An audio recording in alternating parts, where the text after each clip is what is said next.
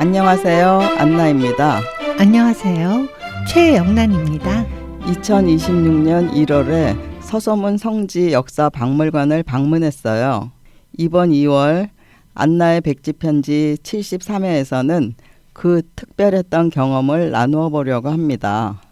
독서 모임을 같이 하는 이평춘님은 일본 작가 엔도 슈샤쿠를 연구하고 번역하는 분인데 박물관 명례방에서 엔도 슈샤쿠 소설 침묵과 깊은 강에 대한 강의가 있다고 해서 들으러 갔어요. 강의 전에 1시간 동안 도슨트와 함께하는 성지 순례가 있다고 해서 우리도 1시간 일찍 가서 참석했어요.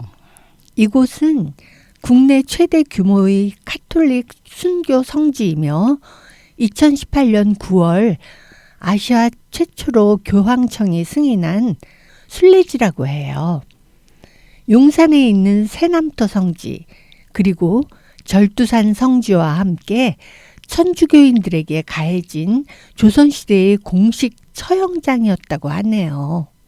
저는 새남터 성지와 절두산 성지는 가보았는데 이번에 방문한 서소문 성지 역사 박물관은 처음이었어요.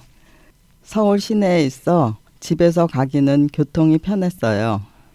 서소문 공원 지하에 있는 서소문 성지 역사 박물관으로 가기 전 지상에 순교자 현양탑이 있어요. 1984년 한국에 온 요한 바오로 2세 교황이 우리나라에 천주교의 씨를 뿌린 순교자 103위를 성인품에 올렸는데요. 103위 성인 중에 44위가 서소문에서 순교했다고 해요.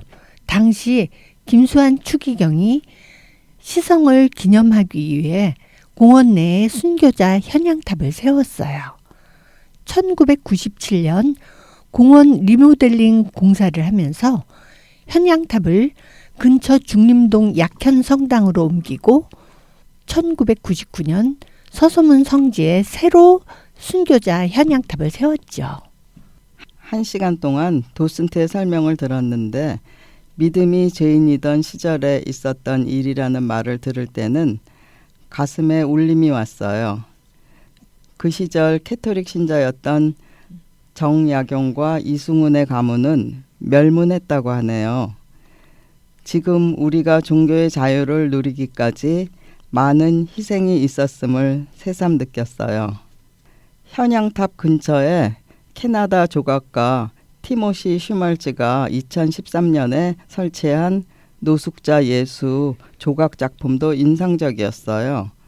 그는 시카고, 워싱턴 DC, 마드리드, 토론토 등 세계 곳곳에 이 작품을 설치했다고 합니다. 벤치에 누워있는 노숙자의 발에 못자국이 있는데 낮은 곳에 임하는 예수를 떠올릴 수 있어요. 엘리베이터를 타고 지하 1층으로 내려가 건물 안으로 입장하면 따뜻하고 고요한 느낌의 박물관이 나와요.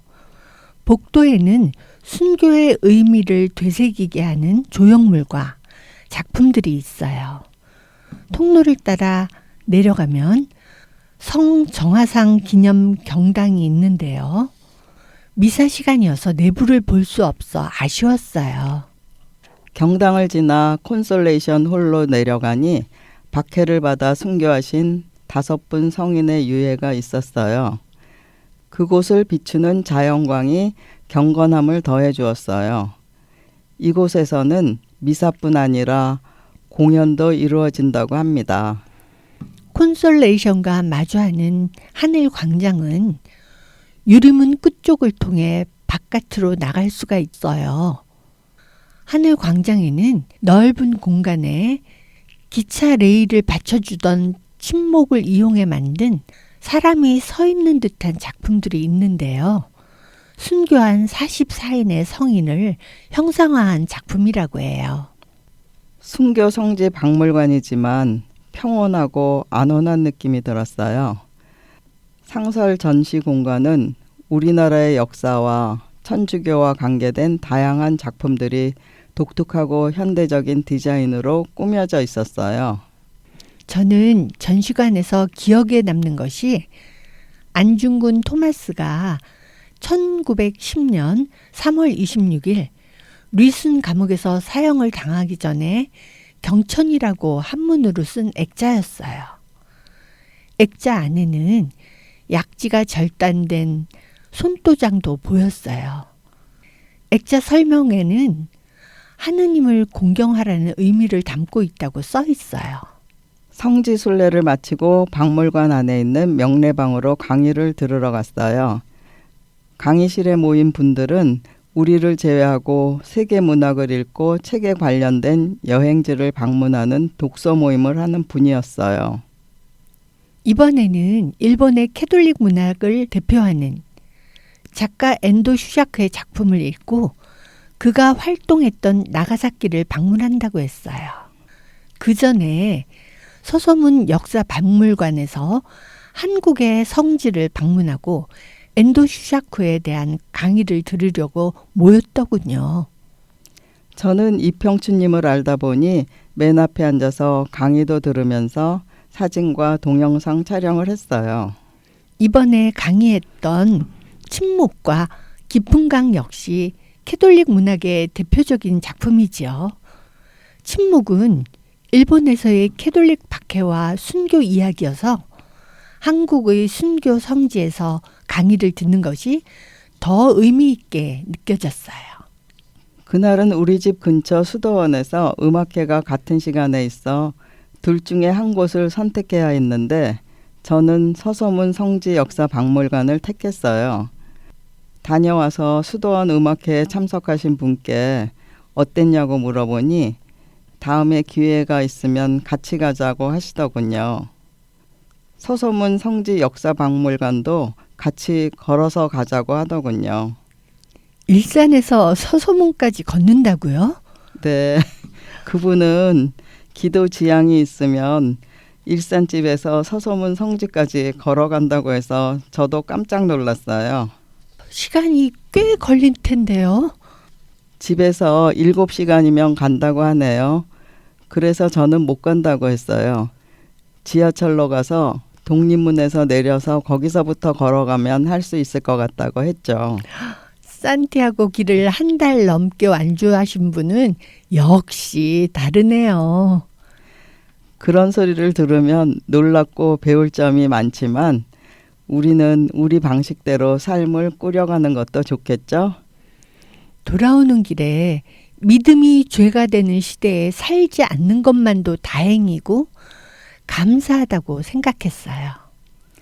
이번 달은 김경수님의 순례자의 노래를 들으면서 안나의 백지편지 73번째 이야기를 마치겠습니다. 인생은 언제나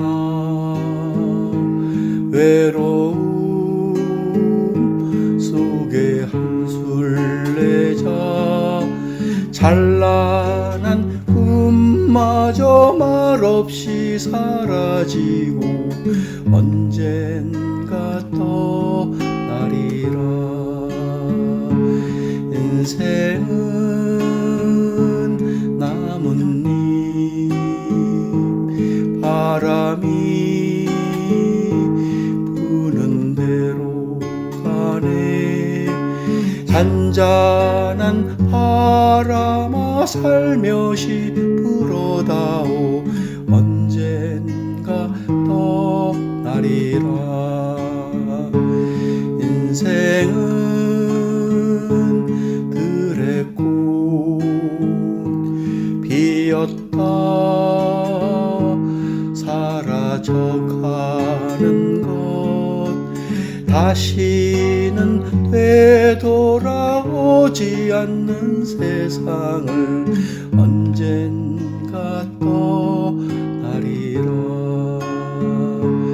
인생은 언제나 주님을 그리는가 보다. 영원한 고향을 찾고 있는 사람들 언젠가 만나리라.